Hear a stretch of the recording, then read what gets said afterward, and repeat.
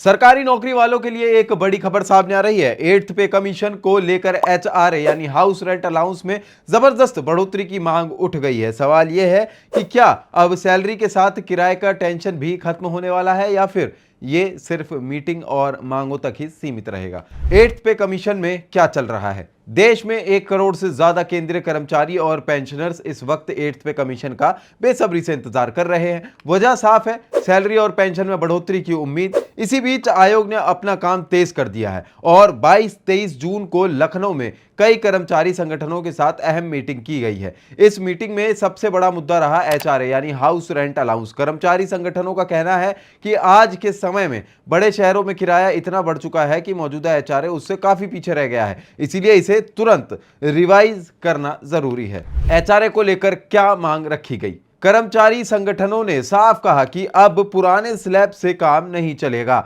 All India NPS employees federation के मुताबिक दिल्ली मुंबई जैसे महानगरों में एक 2 बीएचके का किराया ही 10 से 12,000 रुपए या उससे ज्यादा हो चुका है, जबकि लो लेवल कर्मचारी को मिलने वाला एचआरए इससे काफी कम है। इसी वजह से मांग उठ रही है कि एक्स कैटेगरी शहरों में एचआरए को 40% तक किया जाए, वाई कैटेगरी में 24% और जेड कैटेगरी में 12%। वहीं कुछ संगठनों का कहना है कि यह बढ़ोतरी और भी ज्यादा होनी चाहिए ताकि कर्मचारियों को असली राहत मिल सके। अभी कितना एचआरए मिल रहा है और सिस्टम क्या है?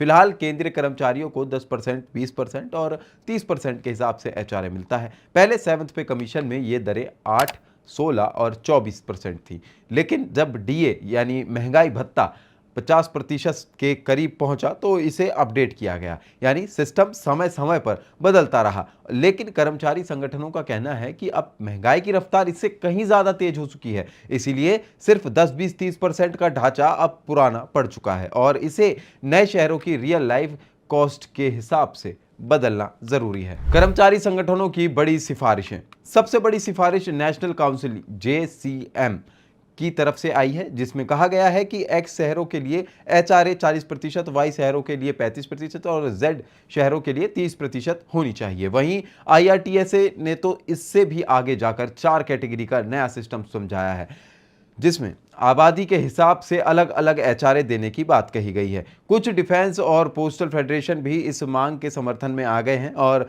चाहते हैं कि एचआरए को डीए से भी जोड़ा जाए ताकि ये ऑटोमेटिक तरीके से बढ़ता रहे।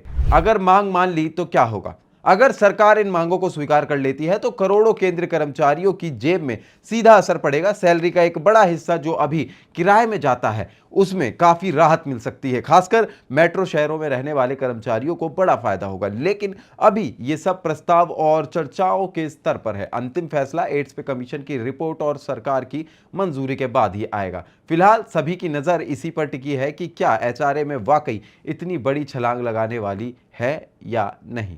हमारी रिपोर्ट आपको कैसी लगी हमें कमेंट में जरूर बताएं और ऐसी तमाम जानकारी के लिए बने रहिए स्टेट मिरर के साथ।